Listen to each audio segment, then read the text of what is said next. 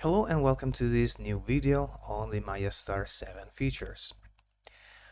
Today we're going to take a look at the uh, shape support from Second Life and the weights import and export, plus a little bit of why clean geo when using edit skinned geo.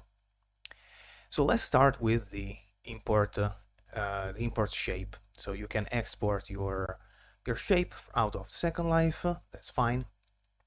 And now you want to apply it to your avatar. So let's import one. And this is the default. Fine. Let's import that a new one from the desktop. I have one from Caddyfoil. And let me lower this so we can see that better. Okay, when I open, you see that this shape instantly changed. And also, this is reflected into the shape sliders. All right, so you can export your Second Life shape, get it to your avatar, and start working on specific items for your own avatar if you like. All right, now the thing works. Excuse me. The thing works regardless if the shape was made for male or female. You must choose your own.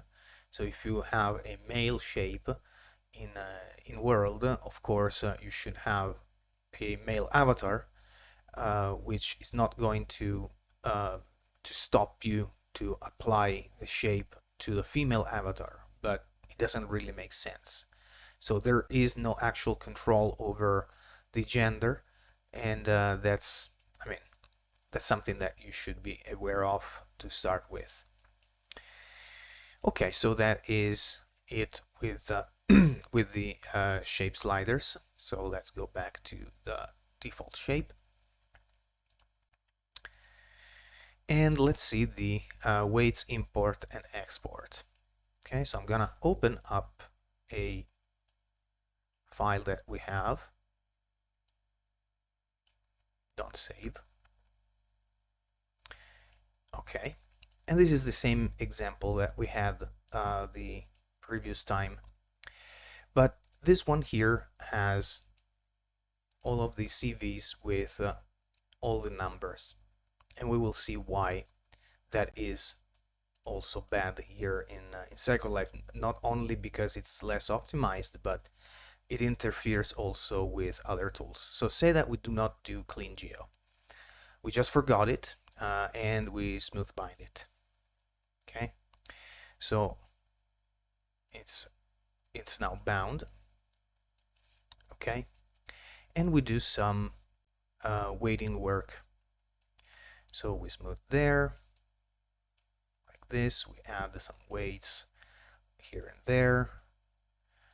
We smooth this one, and we increase the weighting like there. Okay. We do something that is completely different from the default. Say that this is the wanted behavior and wanted deformation. Okay, so we keep adding and adding. We work a lot on it. We also have a good deformation, so we go ahead and mirror the weights. So everything, say that works as you expected it to work. So we have a few joints that have been worked. Oh, come on. I can't select that joint. All right. So this is definitely not the default that we had, but it's also mirrored over there. Then you want to make some changes using the edit skinned geo. I'm going to move it over there, and look what happened. Oh, something that shouldn't be happening. But this is the result of having those that one. Having those numbers here, okay, which now are at 0, but at this 0, but this, you know, is a different shape. So something weird happened because we didn't clean up the geo to begin with. Okay, so what we can do at some point is Control Z, and this is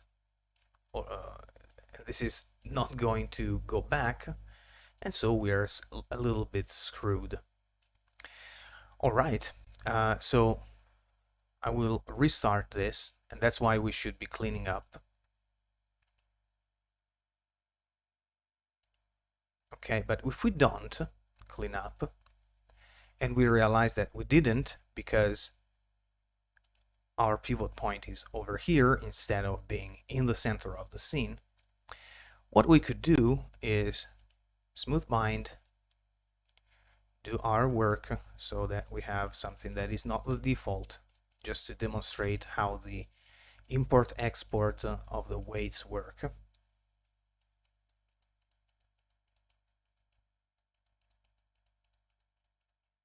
Something like that. This, okay, and then we also mirror the weights.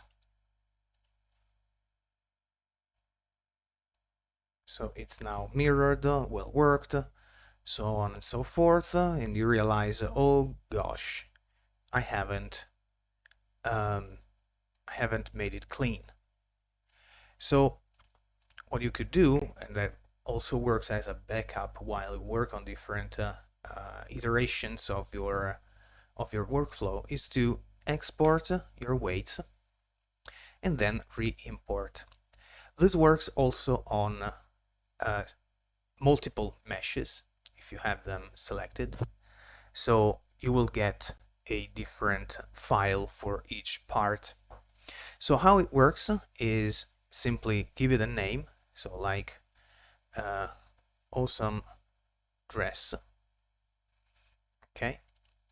And because it supports multiple objects in your selection, the object name will be appended to the file name. So let's say that this is awesome top. All right. If I have that selected and then I do an export, it takes a little bit, but it's just faster than Dora skin weight, and it's 100% accurate because the file format I'm using here is writing off the values in a Maya native type of format. And what you can see is that we have awesome dress as a base name plus the object name. Now if you need to re-export this, you just select this one and remove the object name, okay, and then export again. All right, but say that we have done this to fix the problem of not having a clean geo. We can do a clean geo. All right. Okay, clean geo and everything. So this is no longer skinned. We smooth bind it. Click on this and do a nice import. Of course, if we have something, we need to have something selected. The re-import of weights instead is on a one-by-one basis. So let's import that. And this is definitely faster than Dora skin weight. The export is a little bit faster, the import is way faster than it. So just takes a little bit to complete.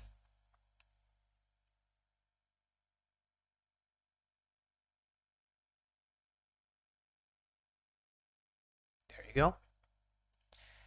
And now if we do paint skin weights, as you can see, we have the same weights that we had before. to get closer. Okay, not that one joint here. Okay, we see our awesome work on this side, also on the other side. So our mirroring has been preserved, and also on this other joint over here. Okay, so this tool is also good for the animation part. So if you've been working with MyAnimate, either full or the LT version, you know that you have to have everything perfect before you can go ahead and turn something into a animation scene. But what about if you need to change something in the weights that you didn't realize that were deforming not ideally, and you had to change something midway through your animation process? That's a real pain. You should have gone back to the skinning stage, and drop all of your animation and fix that thing, go back to animation and restart all over. Now it's no longer needed, because when you're in the animation stage and you make fixes on the animation skeleton, what you can do at that point is export the animation skeleton and the animation skeleton weights. When you're done and all of the animations look good with that changed skin, you export that, come back here to the rigging stage, and re-import the weights from the animation stage. And that is specifically aimed at doing that, so it will recognize the matching between joints automatically, and the weights that you changed in the animation stage will be updated in here, so you can re-export the rigging stage mesh and re-upload it with the fixed weights. So this tool is something that improves over the full character, full creature, full everything, like also Animesh workflow, so you don't have to throw away everything in the animation stage, go back to the rigging stage, fix something, and restart animating. No, you change things in the animation, export what you have changed in the weights, and reapply them to whatever you were rigging in the rigging stage, and all is good. All right, so that's it for this video. I'll thank you very much for watching this video, and I'll see you next time. Bye.